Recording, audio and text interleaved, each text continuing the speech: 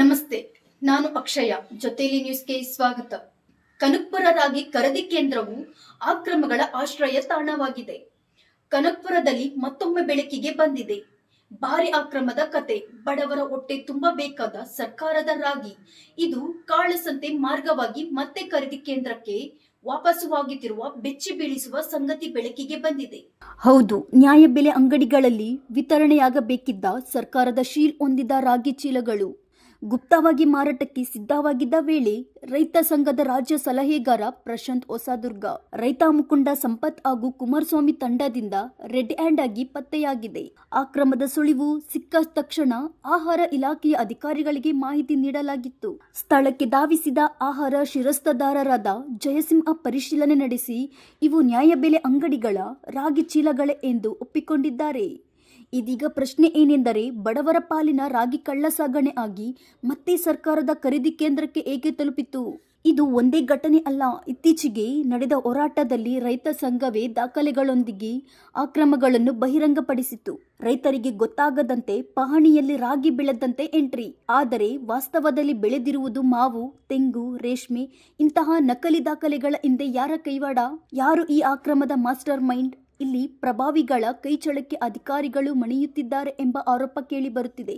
ಇನ್ನು ಮತ್ತೊಂದು ದೊಡ್ಡ ಪ್ರಶ್ನೆ, ಖರೀದಿ ಕೇಂದ್ರದಲ್ಲಿ ಉತ್ತಮ ಗುಣಮಟ್ಟದ ರಾಗಿ, ಆದರೆ ಪಡಿತರ ಅಂಗಡಿಯಲ್ಲಿ ತಿನ್ನಲು ಆಗದ ಮಟ್ಟಕ್ಕೆ ಹಾಳಾಗುವುದು ಹೇಗೆ? ಇದು ಕೇವಲ ಅಕ್ರಮವಲ್ಲ, ಬಡವರ ಹಕ್ಕಿನ ಮೇಲೆ ನಡೆದಿರುವ ದೊಡ್ಡ ದ್ರೋಹ ಎಂಬ ಆರೋಪ ಕೇಳಿ ಬರುತ್ತಿದೆ.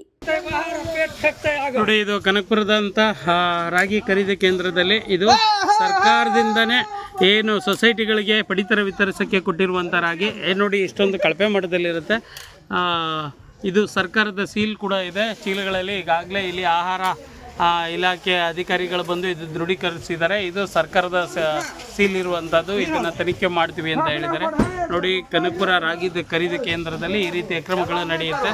ಇವೆಲ್ಲ ಗಮನಿಸ್ಬೋದು. ಎಷ್ಟು ಇನ್ನು ಪ್ಯಾಕಿಂಗ್ ಸೀಲ್ ಕೂಡ ಬಿಚ್ಚಿಲ್ಲ. ಅದು ಏನು ಪಡಿತರ ಚೀಟಿಗಳಿಗೆ ಸರಿಯಾಗಿ ವಿತರಿಸದೆ ಬಂದಿದ್ದಾರೆ. ಇದು ವಾಹನದ ಸಂಖ್ಯೆ, ಈ ವಾಹನದಲ್ಲಿ ಬಂದಿದ್ದಾರೆ. ಈಗ ಇದನ್ನು ಸೀಸ್ ಮಾಡಿಸುವಂಥ ಕೆಲಸವನ್ನು ಕೂಡ ಮಾಡ್ತಾ ಇದ್ದೀವಿ.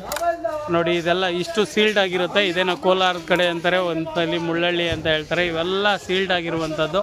ಇಷ್ಟು ರಾಗಿ ರೈತರುಗಳು ಇಷ್ಟು ಇದು ನೀಟಾಗಿ ಹೊಲ್ಕೊಂಡು ಬರೋಕ್ಕೆ ಸಾಧ್ಯನಾ? ಖಂಡಿತವಾಗ್ಲೂ ಇದಿಲ್ಲ. ಇವೆಲ್ಲ ಹೊರಗಡೆ ಇದರಿಂದ ಬಂದಿರುವಂಥದ್ದು. ಮತ್ತು ಇಲ್ಲೆಲ್ಲ ಏನಾಗುತ್ತೆ ಅಂತ ಹೇಳಿದ್ರೆ, ರೈತರ ರಾಗಿಗಳು ಏನು ಆರೋಪ ಅಂತ ಹೇಳಿದ್ರೆ, ನಮಗೆಲ್ಲ ರಾಗಿ ಇದು ತೊಗೊಂಡು ಬಂದರೆ ಕಮಿಷನ್ ಕೊಡದೆ ಹೋದರೆ ಚೆನ್ನಾಗಿದ್ರೂ ಕೂಡ ರಿಜೆಕ್ಟ್ ಮಾಡ್ತಾರೆ. ಕಳಪೆ ಮಟ್ಟದ್ದು ತಮಿಳ್ನಾಡಿಂದ ಬಂದಂಥ ರಾಗಿಗಳನ್ನ ನಕಲಿ ಒಂದು ಇವು ತೊಗೊಂಡಿರುವಂಥದ್ದು ಪಾಣಿಗಳನ್ನು ಸಂಗ್ರಹಣೆ ಮಾಡಿಕೊಂಡು ರೈತರು ಅವ್ರದ್ದೇ ಇದು ಅಂತ ಹೇಳ್ಬಿಟ್ಟು ನಕಲಿ ಪಾಣಿಗಳನ್ನು ತೋರಿಸಿ ಇದು ಮಾಡ್ತಾರೆ. ಎಷ್ಟೋ ರೈತರುಗಳು ಬೆಳೆನೇ ಬೆಳೆದಿರಲ್ಲ, ಆದರೆ ಅವರ ಪಾಣಿಗಳಲ್ಲಿ ರಾಗಿ ಬೆಳೆದಿದ್ದಾರೆ ಅಂತ ಹೇಳ್ಬಿಟ್ಟು ಎಂಟ್ರಿ ಆಗಿದೆ. ಆ ಒಂದು ದಾಖಲೆಗಳನ್ನು ಕೂಡ ಈಗಾಗಲೇ ಭಾಳಷ್ಟು ತಹಶೀಲ್ದಾರ್ಗೆ ನಾವು ಸಂಗ್ರಹಿಸಿ ಕೊಟ್ಟಿದ್ದೀವಿ. ಈ ರೀತಿ ಅನ್ಯಾಯ ಅಕ್ರಮಗಳು ನಿರಂತರವಾಗಿ ಇಲ್ಲಿ ರಾಗಿ ಖರೀದಿ ಕೇಂದ್ರಗಳಲ್ಲಿ ನಡೆಯುತ್ತೆ. ಅಧಿಕಾರಿಗಳು ಏನು ಮಾಡ್ತಾ ಇದ್ದಾರೆ ಅನ್ನುವಂಥದ್ದನ್ನು ನಾವು ನೀವೆಲ್ಲ ಪ್ರಶ್ನೆ ಮಾಡ್ತಾ ಇದ್ದೀವಿ.